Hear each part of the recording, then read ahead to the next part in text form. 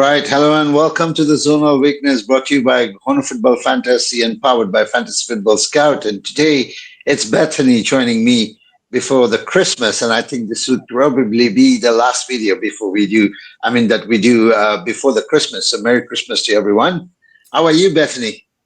I'm all right, thank you. Yeah, it's been a bit of a whirlwind with the midweek game week as well. So it's kind of all been a bit of a blur, but I'm doing okay. Ended up on a 100k green hour in the end last week. Wasn't the best start, but yeah, I've gone up to about 670k, but I feel like I'm just not really moving overall. Like since about game week 8, I've been stuck somewhere between about 500 and 800k, and I go up one week, down the next, back up, down, like just not really going anywhere significant. But I mean, a green arrow is a green arrow, so I'll take it. But yeah, it's hard to kind of push on and get closer to that 100k at the moment. What about you?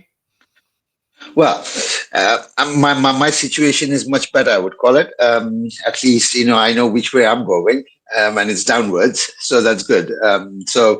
Yeah, that's obvious. I've been on a free fall since game week 10, and I continue to fall. And yeah, I have Palmer, and I didn't captain him. And yeah, I went with something else completely because I just didn't have the time to change my team.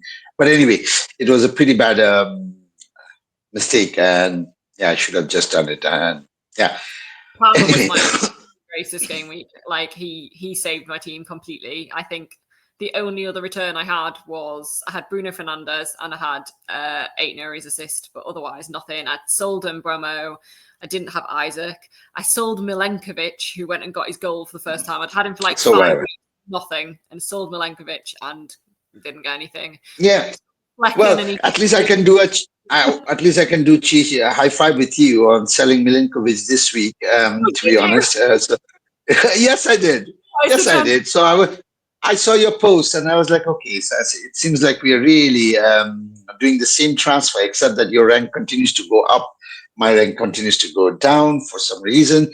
But anyway, I had lots of players delivering. Haaland, and I had this thing, what you call it, Palmer, but also I had Rogers, I think, and there was another player, the Ahmad, I had. So that's that. So yeah, these are the players who delivered, but then in the end, I didn't captain him. So yeah, I ended up getting a red arrow, and just by 2 points. Yeah, just by 2 points. So before Palmer captain, I was on a green arrow by I think about 10, 15 points, and then suddenly became anyway.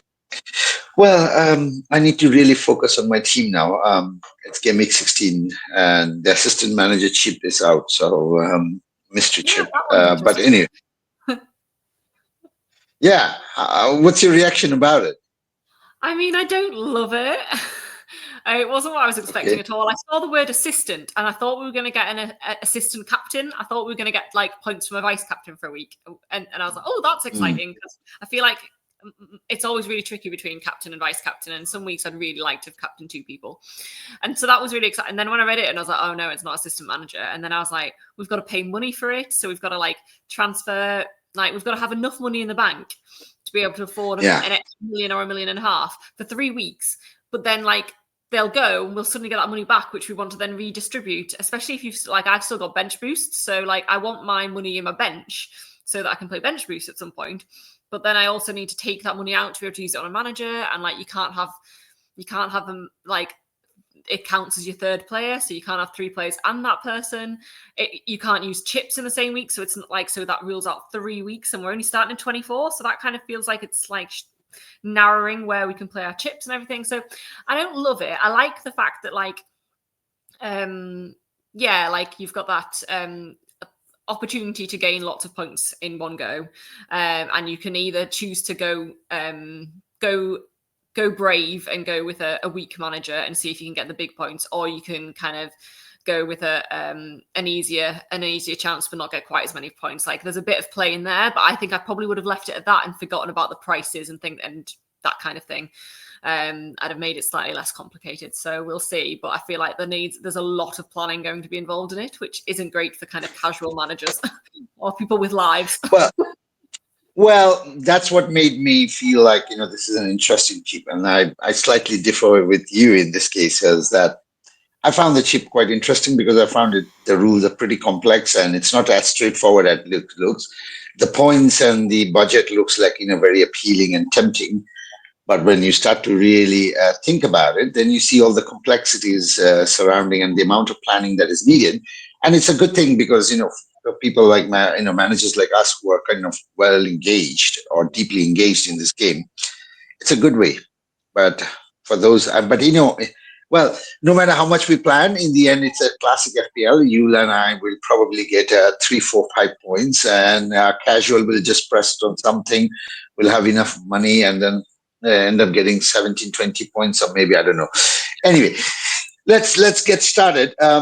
But this is pretty interesting, and I think we'll have to really do a pod on this as well sooner or later. So that's that. Right. So this is audience your zonal weakness for Game Week 16. We have done it, of course, in Game Week 15 as well, and this will be the last one that we're doing before the Christmas.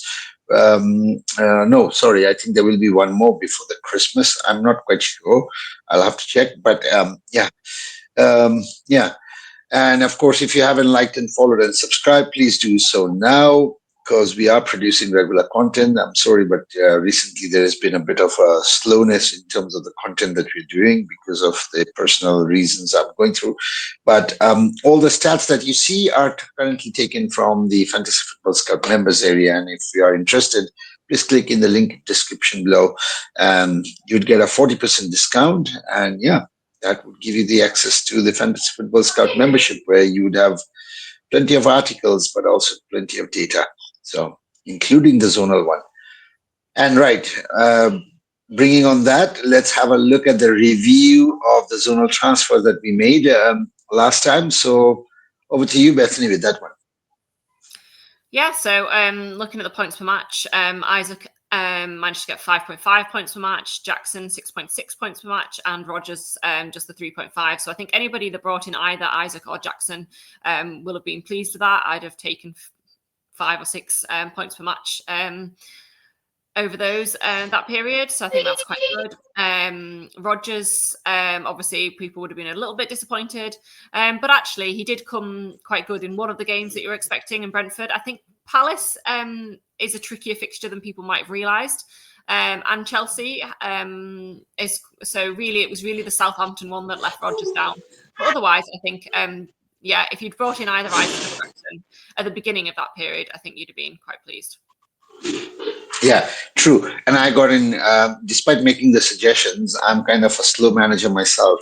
So I do things after 3, 4 weeks when the transfer review is about to come in. So I got in Jackson in Game Week 15. Yeah, that's good for me. So I only got... I brought Jackson in 14 after being like, I want him. I wanted him even before everybody else got him. And it just, my team was like a mess. And then other people brought him in and I watched them get points every week. And then I was like, right, I finally sorted the rest of my team out. I can bring him in. And then he didn't play and then he got 2 points. So, yeah. Well, classic again. Right, over to the table for Game Week 16. And here is the first slide. What stands out? I mean, there's lots of white there, but I'll leave it to you to figure out as to which one you think is appealing and the ones that managers should pick. So over to you, Bethany. Yeah, I mean, obviously the first one we've got to talk about is Chelsea right at the top there. Obviously, Brentford are conceding chances from every single part of the pitch that they can. So I think if you've got any Chelsea players this week, that's great. Or if you want to make a transfer, a Chelsea player is definitely a good one to go for. Personally, I like Palmer and Jackson, the people have already got, but I know he's not mentioned on here, but I think Enzo Fernandez has been doing a really good job as well, and he's so cheap. He's about 4.9 million. So personally, I quite like the triple attack, but I don't mind a Cucurella as well if you wanted to go for a defensive option. I think that would probably be the way I go with 2 attackers. But for me, I'm considering bringing Enzo Fernandez in this week to match up with my Jackson and Palmer. But yeah, Chelsea assets are great. Great both for this week and for the next kind of 6, 7, 8 weeks or more. So they're not just a one-off transfer either. Now we've got Newcastle. Isaac's looking really nice too. And again, he's somebody I'm considering bringing in. Wish I'd brought him in earlier. Kuna's not really doing it at the moment for me. So Isaac might be a Kuna replacement. Ranked first for chances conceded, Leicester. Yeah, I think Isaac would be my option for Newcastle at the moment. And then we've got Spurs, and it's tricky with Spurs, I think, because they have either brilliant games where they're scoring loads of goals, or they have surprising games where they do nothing and get nothing. So I think if you've got any of the players mentioned on here, like Solanke, Son, Maddison, I'd keep them for this week. The Zonal looks good against Southampton, obviously, but I don't think they'd be a transfer in for me personally. Next up, it's Brighton, and it's nice to see that João Pedro's position is the one that's standing out there, because I'm still a João Pedro owner. He hasn't been too exciting since I brought him in. I think he's maybe got an assist or a goal or something over a few weeks. But the Zonal's looking good for him, and at his price, you can't expect loads from him. So I think he's still a good option as your third forward. Then we've got Bournemouth. Semenyo, Kirkers, and Evan-Nielsen are my preferred ones. I've currently got Semenyo, but he has been disappointing. Again, like he's playing a bit deeper. Players like Evan-Nielsen are kind of the ones getting the points. So again, if you wanted to maybe move on from Acuna or somebody, but you didn't have the money to go Isaac, I think Evan-Nielsen is really nice. And I think I saw somewhere Bournemouth are maybe like the high, like got the best attacking data at the moment. Yeah, XG. Yeah, XG. At the moment. So I definitely don't think it's bad to keep Semenyo. I think Kirkers is really nice because they have got quite good defensive data at the moment as well. So Kirkers is a nice option where he could get you a clean sheet, but could also get you an attacking return. But I do really like Evan-Nielsen, and I know a lot of people haven't gone there yet. Those that have been rewarded. But I do like Evan-Nielsen this week.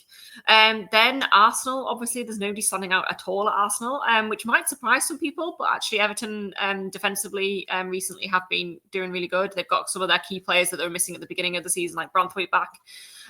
So I think if you've got something like Saka, obviously we know that Saka can return it any game. But I probably wouldn't be buying an Arsenal player this week. If you've got them, it's fine to play them. But as the Zonal suggests, they're not probably going to haul this week. So you're probably safe and can use your transfers elsewhere and then bring them in next week instead. Aston Villa, Watkins is the one that stands out here. If you want to go there, he is still quite expensive compared to some of the other forwards. So I do prefer kind of your Isaacs and Jacksons over him. But if you've got him, keep him and play him. It could be a good week for him against Forest. And then last, we've got Wolves. Obviously, Kuna and Ait-Noonetry, both of who are in my team, are the ones standing out this week. But I am personally a bit fed up with Kuna. So he might be going for my team this week just because he's quite expensive. Again, like the João Pedro kind of position, that 5 to 6 million, you can kind of, you don't mind so much if they're not returning. But actually, Kuna isn't had so many price rises. Is actually quite expensive now for those forwards. So I think there's other forwards that are doing better. So personally, even though the fixture's great, it's time for me to move on Kuna for me. But I can completely understand why people might want to see out the next 2 fixtures. I think he's got Ipswich this week, Leicester next week. So if you want to see them both out like the plan was, that's absolutely fine. The data still suggests that he could come good, but he's had his time in my team, I think. Okay. So you're selling Cunha. I'll look forward to your team. Right. I know. I look forward to him getting 2 goals, 2 assists, and like all the bonus, no doubt.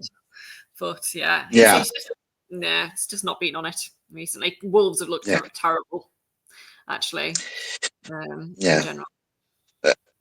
Same thing happened with me. I think with you as well when we bought Raul, and then when we sold him, he ended up scoring a goal, but over the weeks he did not. But anyway, let's move to the next one. Here is it. Nothing much really. But over to you, Bethany. I'm going to start at the bottom, actually, this one, because with the only kind of white fixture that I think stands out with Munoz and Crystal Palace. Munoz has been doing really nicely. Palace, again, might surprise people, but actually defensively, their data is quite nice. Better than you might have imagined. So there is that chance of clean sheets in there over the next few if you get him in. But Munoz has been doing really nicely with attacking returns. So I'm not sure I'd go for the attackers in Crystal Palace at the moment. I'm not sure I trust them, but I think for when defence is quite an issue at the moment, there's not really sure where to go. Munoz is quite a cheap option that can get you both attacking returns and defensive returns. So Munoz would be my shout on this page. West Ham, I just don't know what's going on there, so I wouldn't be going for Somerville, and the same Leicester. I do think they've got that new manager bounce, and I like that, but I'm not sure I'd be investing in kind of Buonanotte or Justin. I think if you really wanted to go Leicester, I'd go Vardy, and the zonal weakness just doesn't suggest him this week. Interestingly, just to note on some of the fixtures that aren't highlighted, obviously Salah, Fulham are great defensively this season. We saw that against Arsenal, I think. They made it really tricky for them. Salah's left flank, it's actually ranked 20th for zonal weakness this week. So maybe one to think about for captaincy. I was very 50-50 between Palmer and Salah this week, slightly leaning towards Palmer, and this has kind of confirmed it for me because the Chelsea data looked great. And while I think Salah personally is the better player, I think fixture-wise, Chelsea have definitely got the better fixture this week. So I am pleased that this has kind of helped me secure my feeling that I'm going to go with Palmer, I think, for the captaincy. Similarly, City, if you've still kept Haaland, it's not looking a great week for him. Ranked 17th for chances conceded down the centre at Man United. Nottingham Forest, if you've got Wood, again, not looking like the best week. So all of these kind of players, it might be time to take change on some of them. I think Bremo and Visser for Brentford, their fixtures have definitely changed now. So this isn't going to be a one-off, this zonal weakness for them. So again, might be a nice time to change it up and maybe move Visser on to somebody like Isaac or Jackson or Evan Nielsen, that kind of thing. And then... Right. I think the only one I haven't really spoken about is Man United, so I will speak about them because they're not as disastrous as they were previously when I refused to speak on them. And I have Bruno Fernandes, who thank you for your kindness. He actually got Bruno Fernandes was my only return, basically, other than Palmer captain last week. So I've got to be slightly nice about him. But yeah, I don't mind Man United, and I think going forward, I think we probably will start to look at their options again, especially like kind of Ahmad's, maybe Rashford, but he might have been dropped, I don't know. But I think this week, if you haven't got them,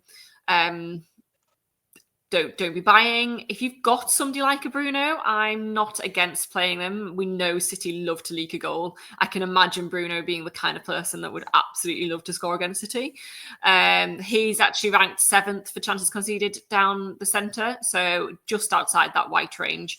So I'd be happy to play someone like Bruno this week if I wouldn't be buying any Man United players. Right. Over to the team of the week, and that would conclude our show after that. So, over to you, Bethany. Team of the week. Obviously, we've talked about quite a few of these players already. I think Palmer's the way to go for captain-wise. So if you haven't got him, I do think it's worth trying to bring Palmer in this week. I think he's the best captain by quite a long way. I really like Jackson. I really like Isaac. And I know it's really tricky for a lot of players to get that double up in. That's where I'm going this week with my Kuna move. But it is one of those things where you're going to have to decide if you bring both of those in and you've got Palmer, Saka and Salah, you might not be able to afford your likes of Trent, Van Dijk, Gabriel, etc. in defence. So it's kind of, you've got to make that decision if you want to go Jackson and Isaac up top, which I think is a really nice way to go. You are going to have to make sacrifices somewhere in your team, but I do really like them. Cucurella I've talked about. I quite like him as an attacking option in Chelsea's defence, but just be careful that he isn't completely nailed. So yeah, I think that's pretty much where I'd go. Right. Well, thank you so much. And you hear me? I'm getting interruptions. Sorry. Okay. Well, thank you so much. Okay, thank you so much, Bethany, for this. And I know we did it quite quickly, but yeah. It's been a pleasure, audience, and I hope you enjoy this as well. And we'll see you soon. But keep an eye on our Twitter page, and we'll let you informed, of course. But until then, Merry Christmas and enjoy your long weekend. Take care. Bye bye.